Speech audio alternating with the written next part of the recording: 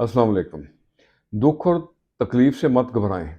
ये आपको परेशान करने नहीं बल्कि बेदार करने आती हैं, ताकि हमारा राब्ता हमारे खालिक से बहाल रहे।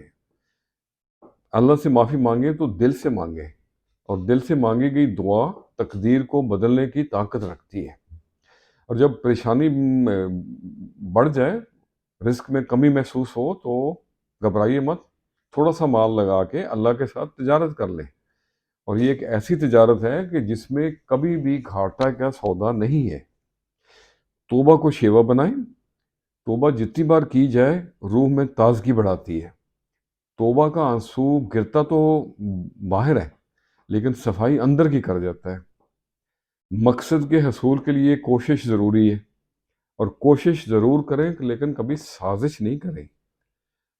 ताला अपने तलकात की बुनियाद को एहसास पे रखें, और एहसास हमेशा खुद गर्जी से पाक होना चाहिए। आज मैंने सनसेट पे और सुहानी सुंदर सुंदर शाम पे कुछ लाइनें लिखी हैं, तो आज आपसे शेयर करते हैं। अर्ज किया है, सुर्खी माइल शाम सुहानी गांव मेरे पे छाए है, सुंदर सुंदर याद तेरी मन अपना महकाए है। सूरज के सूरज है छुपने को दूर बहुत दूर वादी में।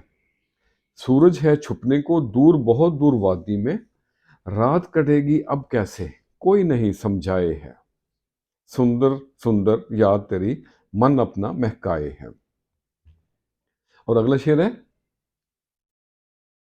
सरे शाम ही मेरे यारो बैठे हैं हम दर खोले, दूर बहुत दूर नजर दौड़ाऊं कोई नजर नहीं आए है।